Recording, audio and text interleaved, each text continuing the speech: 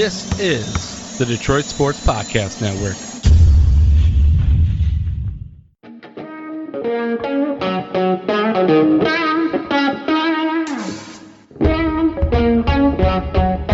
The biggest icon in podcasting.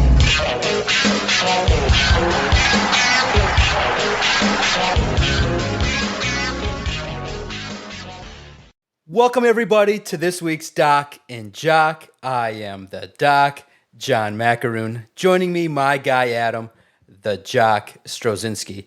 Oh boy, guys, don't you wish you were a fly on the wall to what Adam and I were talking about before we started? But we got a lot of interesting things to talk about regarding the Detroit Lions. Solved the world's problems in 5 minutes. Yes. That's what happened. Yes. We fixed it. Yes. Fixed the world. Everything's better. World peace, hunger, all of it taken care of.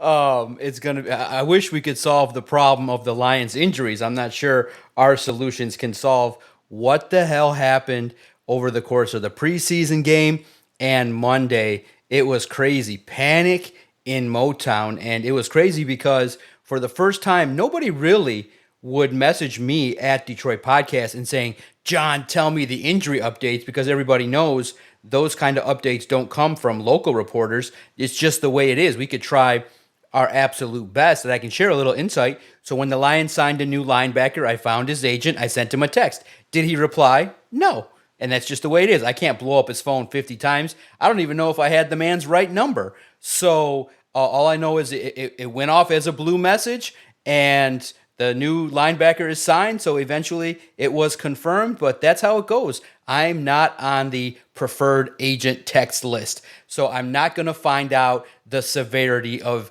Jahmyr Gibbs' hamstring injury. We know it's a hamstring injury, but man, I thought that the Lions fans were crazy and rabid before. Now that they're Super Bowl contenders, cuz it is crazy. The fan base was going all kind of apeshit when Terrion Arnold, Ennis Rakestraw, Jahmyr Gibbs, Ali McNeil hasn't practiced. So the injury situation has just really started to freak out the fans. And we'll start there. We're going to talk a lot about what's going on with Lions at training camp, the addition of the new quarterback. Jake Bates is starting to look a little bit better. The D-line kind of now is starting to take shape, and the Lions are understanding some of their coaching mistakes and putting players maybe in better positions. But just your thought, your concern level with the injuries, because the fan base went crazy last night. This is going on at like 8:30 at night when we're all dead tired. Like, I am not going to take, shit because I can't find out what's going on with people's medical history. Come on, I'm doing the best reporting I can do, but the deep knowledge of medical situations, other than hearing it from an agent or the player themselves, it's just not going to come from local reports. It's just not. So you get it from Adam Schefter, and that's the way it filters down. That's the way it's always going to be. There's a hierarchy to this, and I could enter into that game, but it would cost me a shit ton of money, and I'd rather spend it on Adam's new baby than it would be to schmooze an agent. That's just the way it is. So it's crazy, but because I'm a little bit nervous, that's kind of a hefty loss there to have. We don't know the severity or the length, but when we start with Jahmyr Gibbs, whenever you talk about a hamstring injury, that shit lingers forever. And it's just not one when you're shifty and needing it to be ready to go. I hope that it's not a big, huge strain on the second-year running back.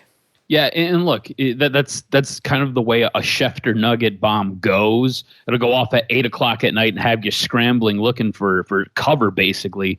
But I think when you start looking at just the injuries in totality, at this point, you got to be concerned. I mean, coming out of those practices and coming out of the preseason game, I think the Lions had 6 guys that were hurt. Now you get into Monday's practice, and you've got guys limping off the field, and now you're starting to lose key cogs in this offense. Jahmyr Gibbs dealing with a hamstring, that one I think is probably the most worrisome because it's a soft tissue injury. These types of things tend to linger. You look back at last year, he was held out of a couple of games last year because of a hamstring injury. These things just don't get better overnight. They usually take a bit of time. Now, we've got a couple of weeks before that first regular season game, but is he going to be able to go full go? Nobody really knows. These things are so hard to treat and so hard to predict how they're going to recover. it becomes a giant question mark. Look, David Montgomery is going to be essentially your bell cow, right? But your game breaker is Jahmyr Gibbs. He is the guy who really puts that defense on red alert. When you insert him into the game, you've got to account for him running between the tackles. You got to account for him getting the edge. You got to account for him catching the ball out of the backfield. And sometimes they might even line him up in the slot. He is such a versatile piece. Him dealing with this hamstring injury, it does a lot of different things to his game specifically. Limits his speed, limits his ability to cut and to be shifty, limits his acceleration, limits his power. These are all things that he uses, and now he's basically down to one leg. And I think if you are a Lions fan, you've got to be nervous about what's going on here, because it feels like you're starting to drop like flies. You had some of your depth that got really banged up in the preseason game and going into that preseason game against the Giants. And now you turn around and you've lost your 1A, 1B running back.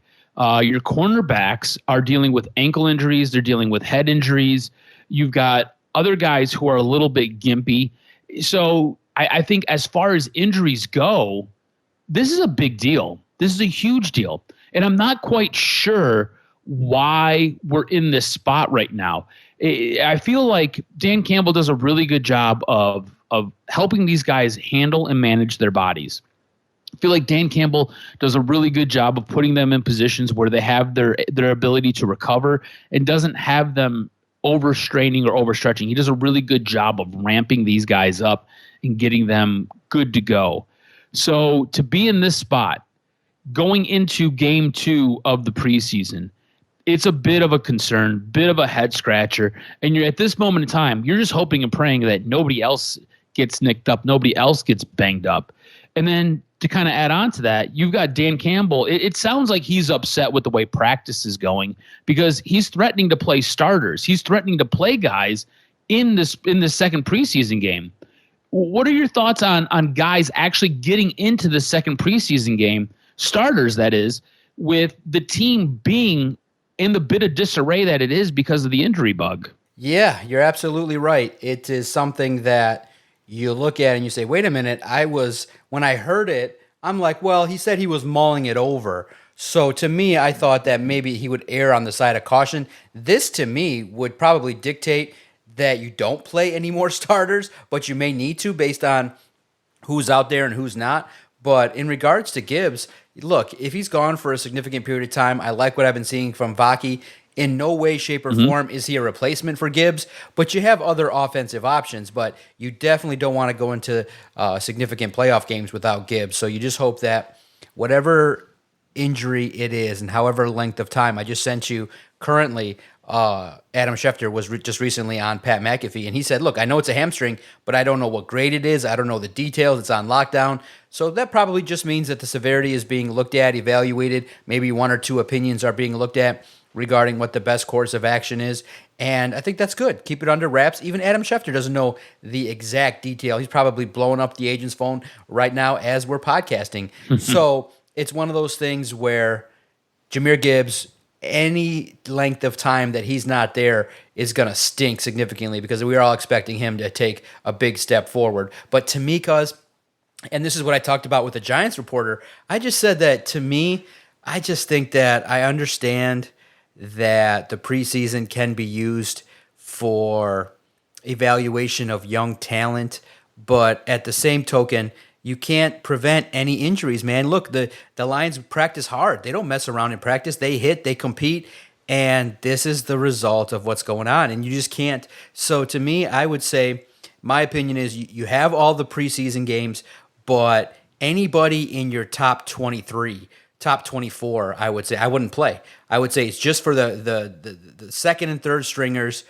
the 40 to 50 guys that you need to make a decision on to get from 90 down to 53. You play those 40 guys and you call it a day. You just avoid any situation because look, I know you can't prevent it. I know Andy Reid doesn't do joint practices and he may roll out his best Hall of Fame quarterback in Mahomes. But look, if he embarrasses your third stringers, so be it. You just get in and get out. And that's the only goal of the preseason is for the starters to be healthy because there's so much at stake. And for the Lions, if Jared Goff just takes one crooked step and he rolls out his ankle for 6 weeks, that's a big problem. So it's just too much of a risk. So I understand the need for live reps, but I also understand that, look, your defense is pretty good. And arguably your ones on defense probably are on par with the ones of the Chiefs. Yeah, they got a Super Bowl caliber defense with Spagnuolo, who's just a world-class defensive coordinator, but Aaron Glenn's got a nice crew with Amik Robertson, Brian Branch, Carlton Davis, and the offensive line led by the defensive line led by Aiden Hutchinson. You got a good defense to work against. So to me, absolutely not. Shut that talk down. I hope that, and it sucks too because we haven't been able to talk to Dan Campbell because after Monday's practice, he's not going to talk again potentially until Saturday after the game. So we may get information prior now from other sources regarding what happens with these injuries, but I don't think that it's going to come from Dan Campbell, who is the guy that we're told to ask about injuries. So we'll find out the severity. Hopefully, Tyrion Arnold is not severe, Ennis Rakestraw, because they were shining. It just kind of speaks to Lions' luck. We're just getting into it, and Ennis Rakestraw has a week with 3 interceptions. He shines in the preseason game, and he gets hurt. So that stinks in practice in front of everybody.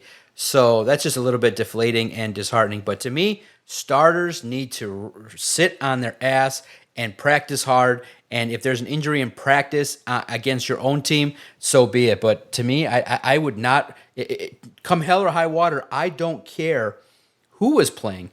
Because look what happened. Look what happened. Even Hendon Hooker gets a concussion. Antoine Green, who was competing for the wide receiver spot, he gets down with a concussion. He's done for the year. Injury settlement.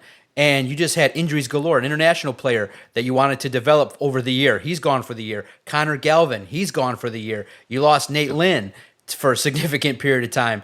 It's just staggering how these injuries can pile up. And that's kind of the other end of tough physical practices where you say, man, these guys are battling. But it's just an unfortunate thing. Did you like the signing of Fromm? I kind of was, like many, was leaning toward maybe Tannehill, more veteran experience. But it kind of appears that, okay, they just need somebody to fill the spot for the week. But, Hendon Hooker, what did you make of his concussion? Did it send a signal to you like, hey, you got to learn that balance of, hey, getting down on the ground and not getting yourself hurt, because mobile quarterbacks, they're a target, and he got his bell rung. He delivered a truck stick. Everybody loved it. But to me, I just think that you got to be smart with the football. You got to be mobile, but you got to protect yourself. That's a skill. You can't get your bell rung 3, 4, or 5 times in your career. Otherwise, your career in the National Football League, even though you're 26, will be short. Yeah, let me start with Hendon Hooker. Look, I was impressed with him. I thought that you've seen what the Lions seen when they drafted him, right? There's a lot of potential there. Looking back on it, and even at the time, I didn't necessarily understand the draft pick itself and where they took him, because Jared Goff's your guy. We knew going into that draft when they took him, Jared Goff was going to be your guy. And we're here, and Jared Goff is definitely your guy. But you can see what the Lions liked, right? He has the ability to move around in the pocket. He has the ability to shift. He's got a good arm. Look, reading and breaking down defenses and having more than one read, this is something that is going to come with time for him. He needs to be developed. He is not a ready-made product. But he's got a lot of potential, and the potential is incredibly high. I liked what I seen from him. I liked watching him. Now, I know he was going against 3rd and 4th stringers. I get it. But you also have to remember this guy hasn't played football in a year and a half. And I think that's kind of where he was trying to maybe make a statement, maybe trying to send a message to that coaching staff. I'm going to go out here and I'm going to battle. You want grit? You want heart? You want toughness? I'm tough. I got heart. I got grit. I'm going to go out there and I'm going to try to blow up a defensive back. I'll blow up a linebacker if I have to. Watch me work. Now, watching him work, now he's on the sidelines because he got a head injury. That sucks, but it's what it is. I think what you got from him in the preseason game, and I think what you were seeing was a guy who had a lot of energy because he was finally able to play football again. This was a guy who was trying to send a message to this coaching staff and to the front office, like, You didn't waste a draft pick on me. I'm worth developing. I deserve to be the second string quarterback on this team. I think he was going out there trying to show all of that, which then leads us to the signing of Jake Fromm.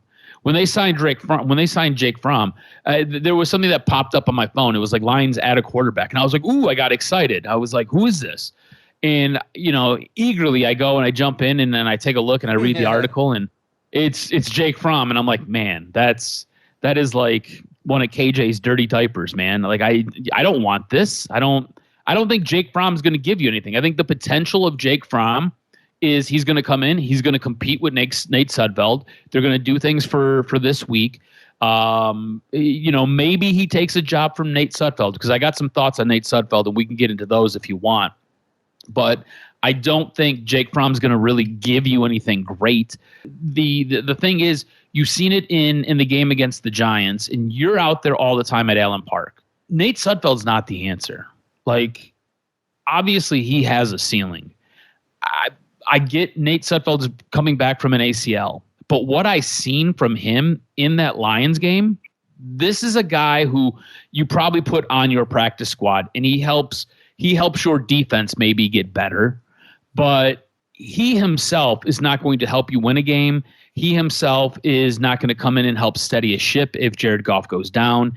He himself will come into the game, and he will probably cost you the game as he throws 3 and 4 interceptions. I have zero faith in Nate Sudfeld going out there and giving you anything remotely consistent of what a quarterback should give you or what you're expecting out of a backup quarterback. And I think Jake Fromm is kind of a similar player. Maybe the ceiling's a little bit higher. I don't know. It's still kind of early in Jake Fromm's career. This is a guy that they ended up picking up off of Washington's practice squad. I'll be honest with you. When I seen it was a Washington quarterback, I got excited. I was like, oh, maybe they traded for Taylor Heineke, because I like Heineke. Heineke has shown that he can give you winning football. I mean, he got Washington into the playoffs and went head to head with Tom Brady and gave Tom Brady a run for his money. I think they ended up losing that game by 1 point. I think it was something like 26-27 or 28-27. But Taylor Heineke can go out there and do some things. So I got excited for a minute, and then I was like, oh, well, Jake Fromm, cool. Another garbage Georgia quarterback. That's great. We don't really need that. And to me, I think the Lions have to address this backup quarterback position, because it's obvious that Hendon Hooker is a good year, maybe 2 years away from being able to command that second string. He's nowhere near ready. And Nate Sudfeld looks washed. Nate Sudfeld, I don't believe, should touch a football again. And I have zero confidence in Fromm, which leads me to Ryan Tannehill. You are a Super Bowl caliber team. You are a team that everybody is lumping in with the top 4 teams that should be competing for the Super Bowl at the end of the year. You're a team that has these aspirations. It's not just getting to the playoffs this year. It's winning multiple playoff games and then playing for the big one. If Jared Goff goes down, or like you said earlier, if he happens to twist his ankle and he's down for 5 or 6 weeks, this offense will go into the tank, and you are not winning any games without Jared Goff. Last year, they sat there and they played this game with Teddy Bridgewater, and were eventually able to sign Teddy Bridgewater. I think you need to go back to that well, and I think you need to sign Ryan Tannehill. Now, I get Ryan Tannehill thinks he's a starter, and Ryan Tannehill wants to be a starter. And this will probably be something that you don't necessarily get done until that final week of preseason, but you need to be in constant contact with Ryan Tannehill, trying to get him here, trying to woo him, trying to bring him in as your backup quarterback. If this offense was to take a little bit of a hit because Jared Goff gets hurt, I think Ryan Tannehill can come in and give you some reps, give you a steadying hand, and give you a chance to win football games. And that's what you're looking for out of your backup quarterback. I don't need you to be Jared Goff, but I also don't need you to be Nate Sudfeld. I need you to go out there, and I need you to not turn the ball over. I need you to maybe make a play or two and get the ball into the playmaker's hands and understand how this offense works. I think Ryan Tannehill can do that for you. Should the Lions be a little bit more eager to address this backup quarterback position? And were you surprised that they didn't do a better job in the offseason of trying to tweak it? Because look, man, I don't want to say I was upset because it was a preseason game, but I was bored to tears watching Nate Sudfeld, and I had zero confidence by the end of that game. When Hendon Hooker got in, I was impressed with what I seen, but it was clear and obvious to me that he is not ready for this position of being the second quarterback on this roster. At some point, they have to do something, and I myself was surprised that they didn't do more in the offseason to address it. And I think you now need to be on the phone calling that former quarterback of the Tennessee Titans, trying to get him in here. Are you of the same mindset? Yes. At the same token, you also realize the Lions cut 2 backups last year. They just cut them. So you recognize that, you know what the Lions do is they give a player the full chance to have an evaluation. And clearly the first couple weeks, Sudfeld has looked better than Hooker a little bit in terms of practice. But at some point when pads came on, his performance started to dip a little bit. And I don't know if he's battling confidence, the injury, coming back from the ACL. But yeah, and playing with twos and those that don't know exactly the preciseness of everything they got going on. But it's made Sudfeld look really rough. And then he bobbled the football in Monday's practice. But there are throws that he makes. It's just difficult. I would presume that as we're talking now, that the Lions are on the phone with probably Ryan Tannehill and wondering, okay, let's look at this fairly in terms of evaluating Nate Sudfeld. There is some intangibles that Jared Goff likes him. He understands the system. He's a veteran. He can work with Hendon Hooker. But at the same token, you are absolutely right. If something happens to Jared Goff, you're at that point where you kind of need that veteran to step it in. And I don't think nobody's happy with Nate Sudfeld. So I would think that, if it continues, you have to kind of hope that Sudfeld bottoms out so that it sticks clearly in the organization's face that, hey, this isn't the guy. Because that's what they do. They give players a lot of benefit of the doubt. They give them rope to kind of, they give players opportunities to have resiliency, have grit. Okay, you struggled for a week. What do you do the next week? They kind of give people long leashes. But at the same token, it's kind of, you're absolutely right. This is a Super Bowl caliber team. And if something happens right now to Jared Goff, the whole fan base is going to panic and have a massive anxiety attack. So I think Ryan Tannehill or Teddy Bridgewater, if you can coax him back out of retirement, you saw that they brought him in later in the process. So I think that they're on the phone looking at all different options. But currently this week, when Hendon Hooker got the concussion, they're going with Fromm as just somebody to see about and see what he can do for the week. And if he can put on some good tape, then, hey, maybe he can glom on to some other team and things like that. So Lions clearly are always upfront with players, and I'm sure that's what they told them. They said, hey, you're here for the week, put the best tape forward, and maybe you can end up here, or you can end up on our practice squad, or you can end up with another team. So do the best you can. And because he didn't even practice on Monday, he was there for the drills. You can see the videos at Detroit Podcast, but he didn't participate in anything team related. And Sudfeld isn't it. It's clear. You don't need to be a rocket scientist to know that Sudfeld probably you could find better. So it's going to be good to see. It's going to be good to see how Nate Sudfeld, rebounds and his second opportunity. So I'm very excited to see as the preseason moves on what goes on with the offense and how it takes shape and rebounds. So you look at the Lions, and clearly they are a situation in which they're looking at their defensive line, cornerbacks. Obviously the offense is kind of, what did you make? We're going to talk in a few minutes about the defensive line and shifting pieces and what they've done with James Houston.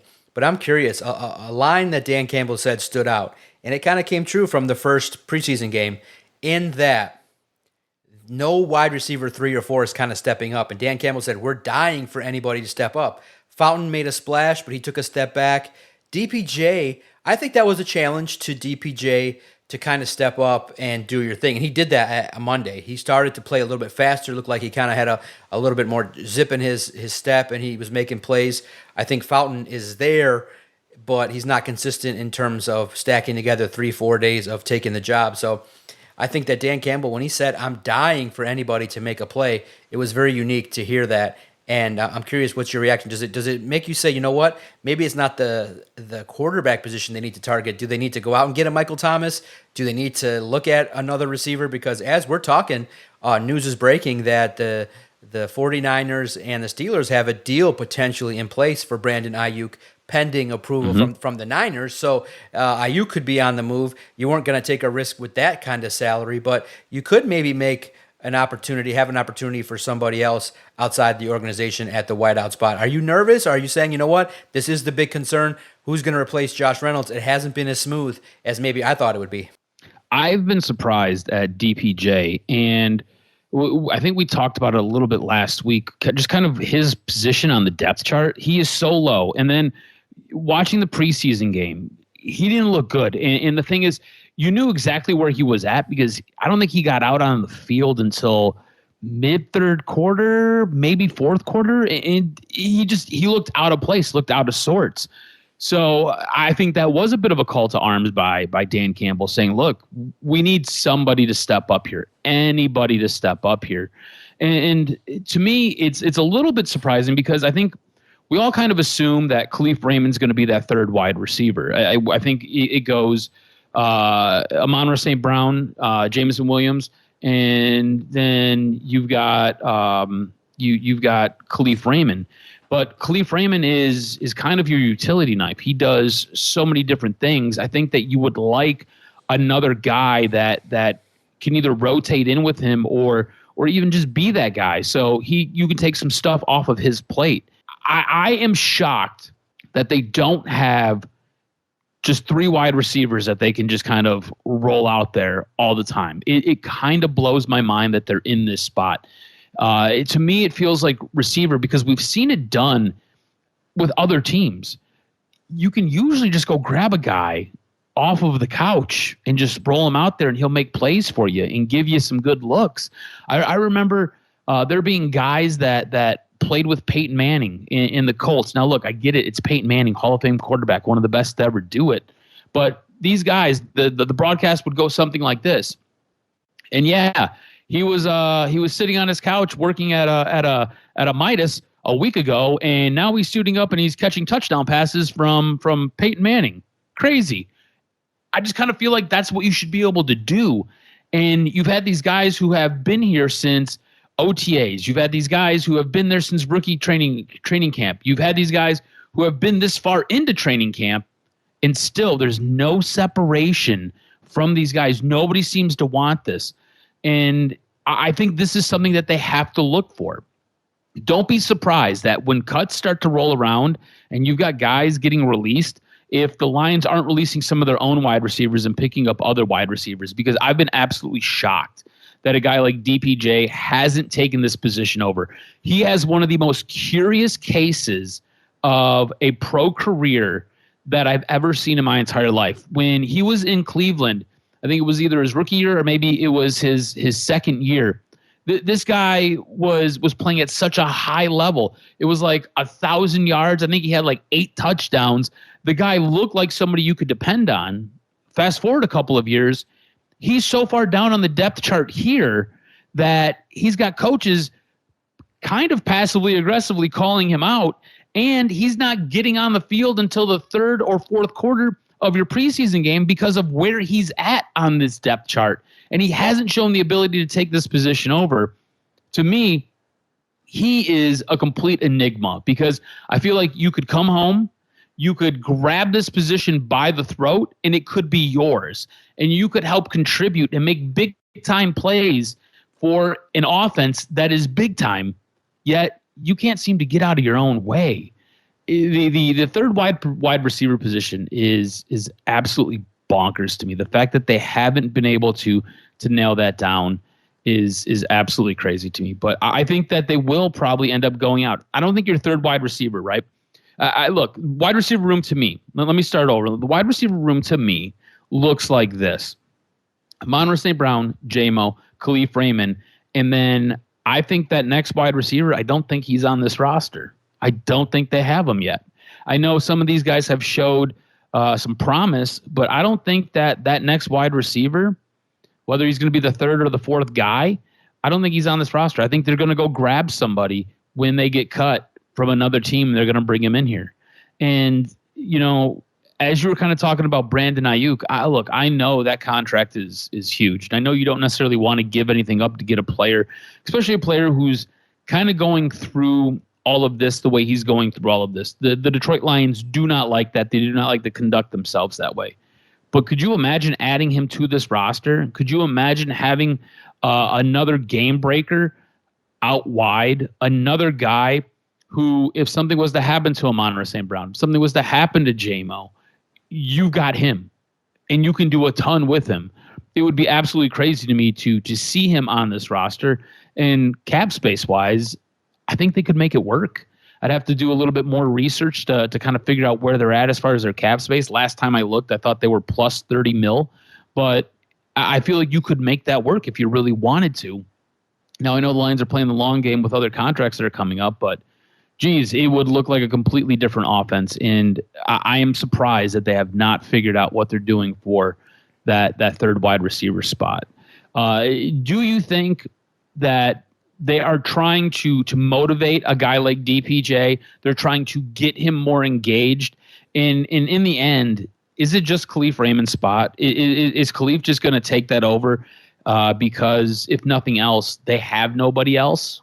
Agree with you 100%. That Khalif Raymond's solid. Look, the 3-4 spot is important, but it's not detrimental if you don't exactly have it. But Dan Campbell is just imploring somebody to step up and take it. That's all he wants to see. He doesn't want somebody to win by default. That's not good. He wants somebody to go and take it, and I think that's what he was saying. You're absolutely right. He wanted to challenge DPJ, and I think that he's going to answer the call because I think that, by and large, he's the most talented. He just has to put it together. I think that, some guys, it's a professional, but he's got to find that inner spark to be able to get after it and handle business. So I do think that the opportunity is there for DPJ to do what you got to do. So I'm curious to see how it goes, how it's going to go with the rest of camp, especially in games, because that first one wasn't great for anybody. And that's what training. Let me give you some quick stats real quick. So this is DPJ's career. Now he's headed into what I believe it's now his 6th year as a wide receiver. His rookie year, he played 12 games, 300 yards, 2 touchdowns, was used very minimally. His second year, 14 games played, he had 597 yards, 3 touchdowns. So you're seeing a bit of an uptick. In 2022, so this is actually his 5th year. We're 2 years removed from this performance. He had 61 receptions. He played in 17 games, 61 receptions, 96 targets. It's a pretty good reception target ratio. You'd like it to be a little bit higher, but that's pretty good. 839 yards, 3 touchdowns. That's been the highlight of his career. And I just kind of feel like he was ticking up. He was getting it. He was getting better. Last year, 8 receptions, 18 targets, less than 100 yards for Cleveland. End up bringing him over here to Detroit, and you kind of know the rest. He didn't really play. He was used very minimally. 58 yards off of 5 receptions and 7 targets. To me, he is like the most curious case of a player I've ever seen. And I don't get it. I don't understand how you can kind of be taking the steps forward and progressing, and then all of a sudden it's like the floor fell out and you forgot how to play football. You forgot how to catch a ball. You forgot how to run your routes. To me, it's absolutely crazy. Now, I did give him more credit than what he actually had. I totally misspoke. I thought he had closer to 1,000 yards. I thought he had closer to 7 touchdowns. But whatever. The fact remains that this guy was building towards something. He was starting to look like something. And for whatever reason, over the course of a year or so, the game has either passed him by or he's just not mentally there with it. And it's crazy to me that this has happened, because I feel like when they traded for him, I was like, this makes sense. This is going to be a guy who's going to come in, help solidify parts of that wide receiver room, help some of these guys grow, because he's a veteran. He's been in the game for a little bit. And he's going to be able to not be a dynamic player, but he's going to be able to make receptions and add to this roster. And you haven't seen it. You haven't gotten it yet. So it's bonkers to me that we're here with him. Yeah. And so I'm curious, based on what you're reading about James Houston, when you look at it, you recognize, okay, the Lions try to do a bunch of different things to cross-train players, but James Houston struggled. Matthew Betts struggled playing, at different spots. And so you look at it and you say, you know what, the coaching staff recognized, okay, we tried it didn't work, and now James Houston, you're going to play defensive end and handle your business. I do like the idea of trying to train them, but I just think their leash maybe is a little too long. I don't think it takes, maybe with development that, it takes time, especially coming back from an injury. But I'm just glad the Lions recognize, okay, it wasn't working because James Houston looked lost. He was the lowest rated PFF graded Detroit Lions, one of the lowest graded on the defense against the Giants, and so it stood out. He was a little bit slow, a little bit, you got to have a lot of skills to play Sam linebacker. You got to be able to rush the passer, but also be good in coverage, and that's just tough. Derek Barnes is suited for that. They're trying to work Jack Campbell to be suited for that. It just wasn't suiting James Houston, so I think that it's good to read that they're backing off from doing that. But I just think that maybe they should have recognized that. Maybe they shouldn't have gone down that road with a guy that you kind of is a lower round pick, but you have talent. It's like, hey, just be elite at rushing the passer and just do that, because a guy that gets you 12 sacks is still very much a big part of your team, even if he only plays 30% of defensive snaps. Do you think that the Lions tried too much to get 5-6 jobs out of somebody instead of just highlighting their strengths? Or do you say, you know what, maybe they try, they throw things out there and they try to develop players, give them more skills, but if it doesn't work out, they're willing to adapt? I think they are constantly trying to put their best players on the field. And by doing that, you sometimes have to fit guys into different positions. You've got to get them on the field in unique and special ways. And I think they recognize James Houston has a skill. He has the ability to get to the quarterback. He has the ability to pressure. He has the ability to disrupt. And I think that's probably his biggest asset is he is a disruptor. So if we maybe need him over here, can we try him in this spot? And if we can try to highlight some of his disruption over in this area on the field, does it make us better in a different spot, or is it just going to hurt us? In this case, I think it's going to hurt them, and I think that's what they're realizing. That's why they're like, look, he's just going to go back. He's going to basically rush the passer, and that's what he's going to do. I think that they just try so desperately to get as many high-quality individuals who can make big-time plays out there at once that they just try different unique lineups, and they just try to put you in something. And I also think there's a bit of a long play here, right? Now, I know a lot of people don't take a ton out of preseason, right? But I think you're sitting there, you're trying new stuff. You're trying different formations. You're trying to roll a guy out there. I think that him playing as that Sam linebacker, I think that could be something that they incorporate into a package later on down the road. And what'll happen is the only game film you're going to really have on it is going to be in the preseason. And I think it just kind of puts little nuggets in other coaches' heads, and it forces them to do a little bit more work. It forces them to be prepared for a couple of things. Now, whether they use it or whether they don't, it'll be what it is. But I could see him playing that role, maybe not playing that role specifically, but being in that Sam linebacker position, doing something else later on in the season.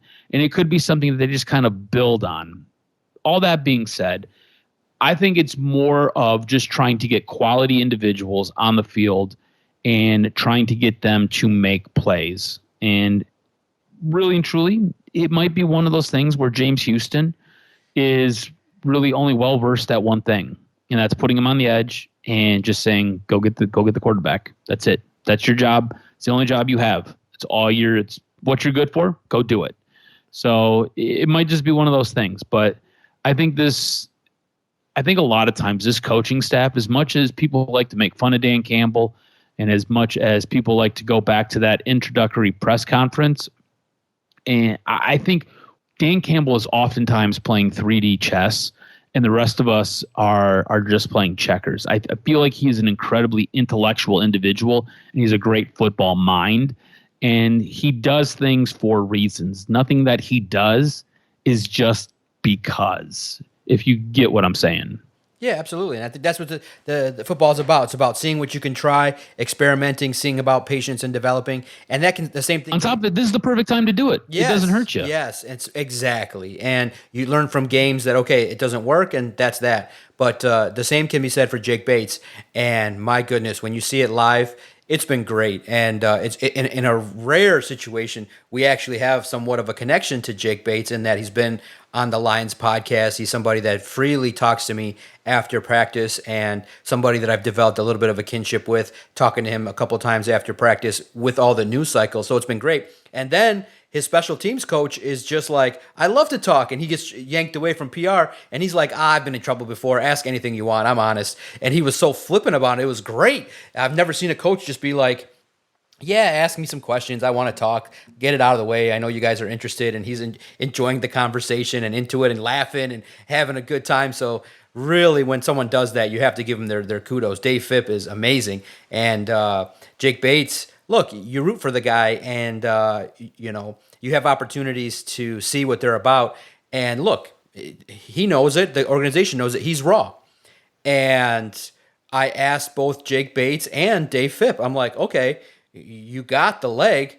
How the hell do you develop accuracy? Like, how do you, like, can you make a kicker accurate? And for what the Lions said, what Dave Phipp said was, he told a couple guys, he said, look, the reason why we don't have a kicker is we can see about Jake Bates' development faster because he takes all the kicks. If you have somebody else, then you got to split it. If we want to develop a guy, and by giving him that extra year, it kind of showcased the investment, which now bears fruit.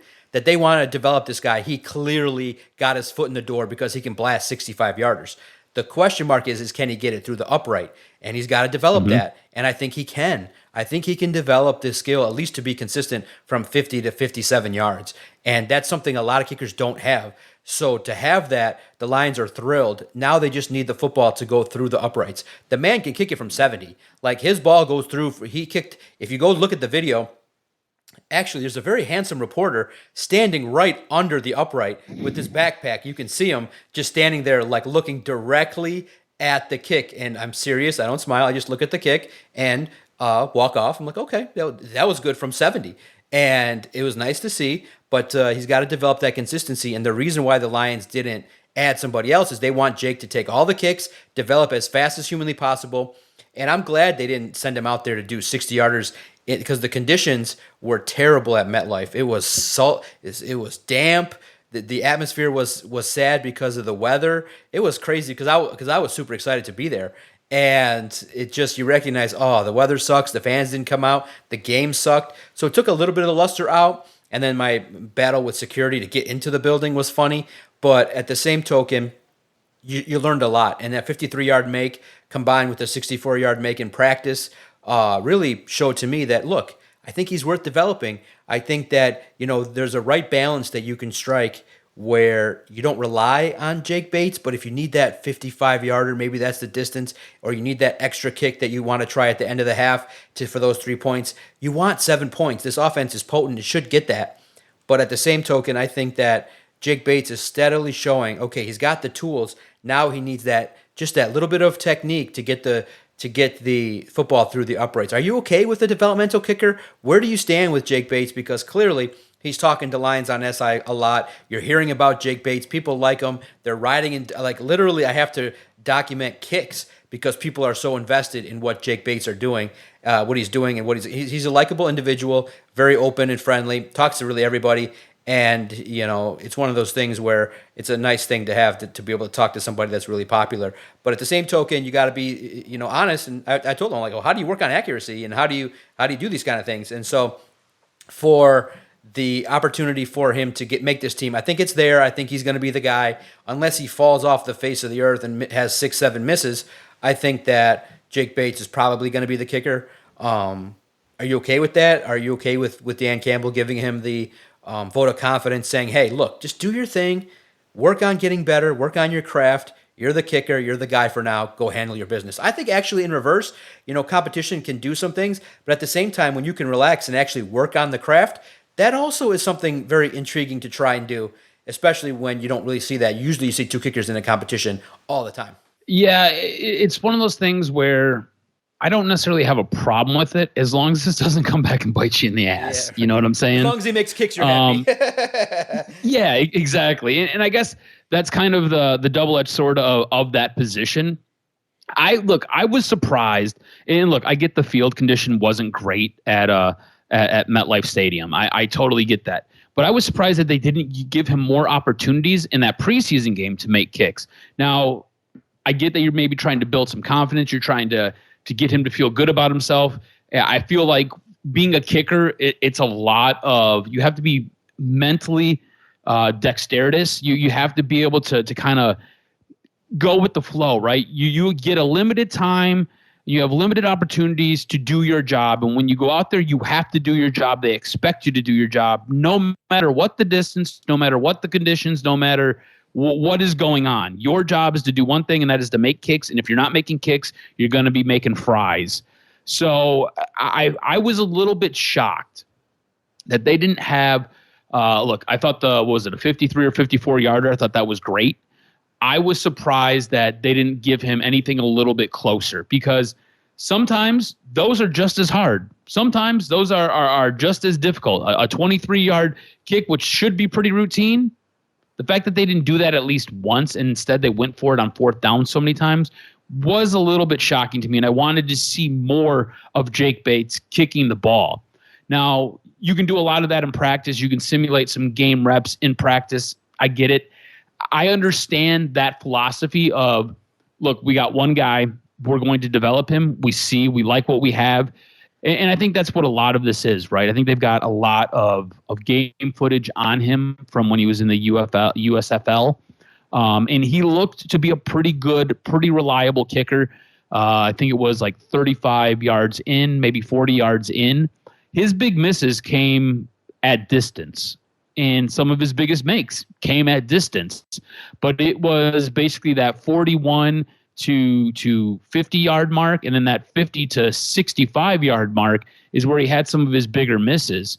So I get them wanting to see him make them at distance, because you're trying to match that up with what you have as far as game film on him already. But all that being said, I would like to see him making more kicks. And I don't necessarily have a problem with them just going with one kicker. To me, I feel like kickers are very similar to that third and fourth wide receiver.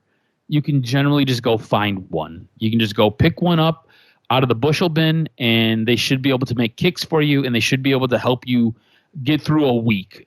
They might not give you the best opportunity to win the week, but they're going to make some plays, and they're going to give you a chance to win the week, and you should be good enough for that. But I don't have a problem with Jake Bates being the guy, and I was impressed with his big kick on what was that, Thursday's game last week. So we'll see. Look, I'm assuming he's going to get a few more kicks this Saturday when they take on the Chiefs, and then he'll probably get a couple more kicks when they have their next preseason game when they're home at Ford Field. But I don't have a problem with him being the guy. It just, I need him to be reliable. And as long as they're putting him in positions where he's comfortable to make the kicks, we'll be okay. Yeah, no doubt. No doubt about it. Make the kick. That's your job. Be reliable through the uprights. And like I said, you hope that he ends up being the next Matt Prater, maybe the next Tucker. Maybe you found the diamond in the rough, but he's got the first intangible. Now is, can you put the football through the upright? It's all mental. That's what's crazy about this, is that they literally are taking a soccer player with a huge leg and trying to make him into a kicker. And I love that. I love that experiment. Like, you have the tool. You have the biggest tool, which is the leg. Can we craft a strategy to coach you? So Dave Phipp, this is on you. It's not on Jake. He's got the tool. Make it so that you can craft a coaching philosophy to make this guy kick the ball through the uprights. Make this guy magic, because he can be an asset. If you got a guy that can get you 3 points from 60 consistently and under, oh my God. So we'll see what happens, and we'll see his development as we move forward. Just a couple quick nuggets before we get out of here. We will go more in depth as the season progresses, as the preseason progresses, but real unfortunate for J.J. McCarthy. It was reported on Tuesday that he tore his meniscus. They don't know the details yet, if they need to trim it or do a full repair, but he's going to miss at least presumably 4 to 6 weeks. We don't want to speculate in terms of the total length of the injury, but we can kind of say pretty much with relative certainty that Sam Darnold will start the year. I think that's kind of quells the nervousness a little bit of some fans that were worried about his debut because he looked good. Like the dude was slinging the football, and you're like, oh shit. Like now Caleb looked good, and you're like, oh, he looked a little bit better than Justin Fields. That kind of ramped the anxiety up, and you got some podcaster on his Twitter page at Detroit Podcast right away after a performance going, hey, are you guys nervous about the Vikings now? Are you worried about Caleb Williams? And half the fans are like, get the fuck out of here. It's the preseason. At the same token, on the other side of their mouth, they're fucking having a panic attack about Nate Sudfeld. But at the same token, on the other side, they're like, it's just one game against scrub. Nobody cares about Caleb Williams and J.J. McCarthy. I was like, did you guys watch the game? Like, he put the football exactly where it needed to be. He had a mistake where he tried to sling it in there, but he looked good. If you watch the tape, he looked good. So his development's on pause, which, look, we never want to root for injury, but hey, it's never a bad thing when a developmental player goes out, and that's the way it is for Lions fans, is you have to root for the opposition to tank and struggle and have injuries, and that's just the way it is. It's competitive. It's nothing personal. So J.J. McCarthy kind of now is his development's on pause. Sam Darnold, I don't think is anybody that's going to put fear into Marcus Davenport, James Houston, or Aiden Hutchinson. Kudos to Aiden. He's flying all over the place. He's shining every week. J-Mo's getting a little bit better. St. Brown, Goff, they're having good camps. The elites of the Lions are playing well. But to me, I'm not concerned about the Vikings. I am starting to notice, though, that the talent level, when you really dig deep, it's really solid with the Bears and the Packers.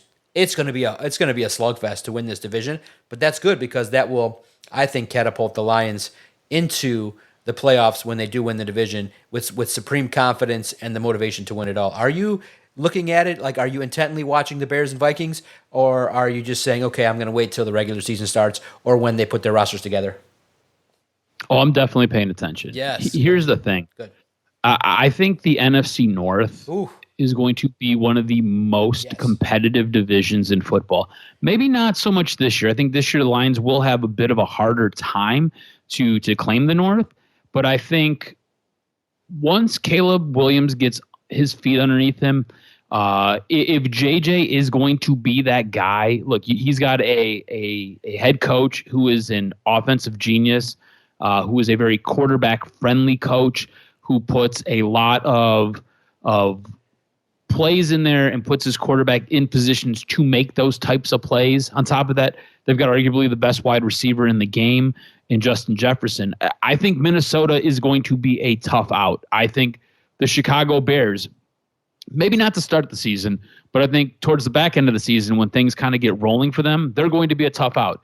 You already know the Packers are going to be a tough out. There's a lot of people who are claiming that the Packers are winning the North this year, and the Packers are going to be an incredibly tough out. You got some people anointing Jordan Love as the second coming of the elite quarterback here. So the NFC North, to me, even though it goes through Detroit right now, the Green Bay Packers have rebounded much quicker than I think any of us had hoped and anticipated, right?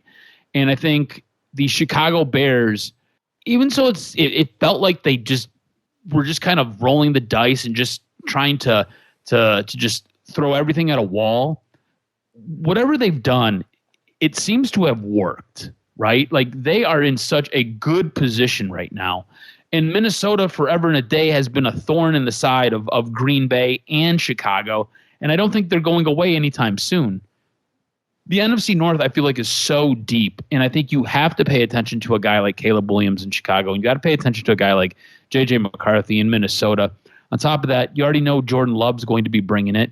He was able to come here and beat you on last year as you were getting into the playoffs, and that was a team that once they got into the playoffs, they looked incredibly dangerous. So I think the NFC North is going to be tough for the Detroit Lions, and I think you do have to pay attention to what's going on in Chicago and Minnesota. So, yeah, I am watching. Yeah, you better. Fans better, because what the Bears are doing is intriguing in regards to adding the offensive talent. Rome Odunze looks nice. Caleb Williams starting to kind of get his career off the ground. So we'll see how the preseason progresses for the two teams. And for the Detroit Lions, you got to avoid the injury bug. This week was injury-plagued. It's unfortunate, but we'll see how the matchup goes up against the Chiefs, who plays. I'm just hoping that Dan Campbell makes the right decisions, because you can ill afford to have Jared Goff play 2 series and roll his ankle or have a situation. This is a football team that played a little extra in the postseason. They're grinding hard. They work out. So these injuries can pile up pretty fast for a football team. The depth is there, but you can only rely on your weapons as long as they're out there on the football field. So let's see how it all progresses. Let's see what the updates are. As we're recording this, we do not know anything about the severity of any of the injuries other than what they are, and we'll see as we move forward. So make sure you stay with Lions on SI, stay with Detroit Sports Podcast Network, and stay with everybody that is covering the Detroit Lions and making sure that, hey, have respect for those that are reporting and broadcasting, podcasting, all those things, and make sure that you give kudos to those that are bringing the coverage each and every day.